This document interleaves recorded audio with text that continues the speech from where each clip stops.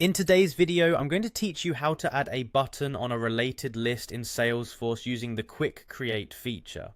Whether you're a seasoned Salesforce admin or just getting started, this tutorial will guide you through each step to enhance your Salesforce interface efficiently. To begin, we need to navigate to the relevant settings in Salesforce. First, you'll want to locate and click on the gear icon found at the top of your Salesforce interface. This icon is your gateway to various setup options. From the drop-down menu that appears, select the option labeled Advanced Setup. This area provides more in-depth configuration settings where you can tailor elements to fit your organizational needs.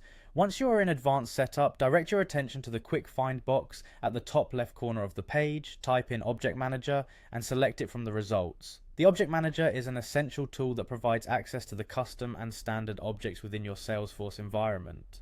Now it's time to choose the specific object you want to work with. This could be any core Salesforce object such as case, contact, lead, or opportunity. Selecting the object opens up a detailed view where you can configure various facets, but our focus here is on page layouts.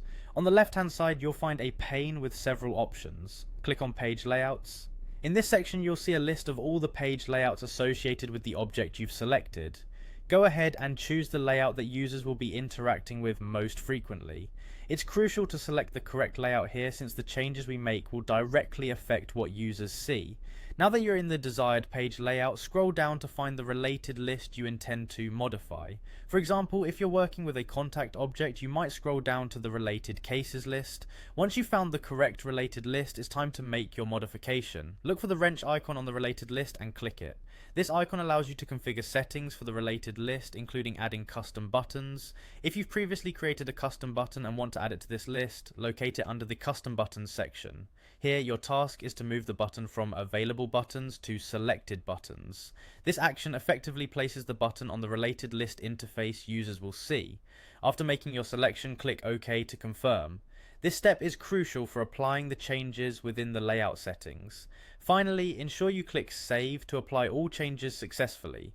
By doing this, you've now customized the related list with a new button, potentially streamlining user interactions and improving workflow efficiency. That's all there is to it.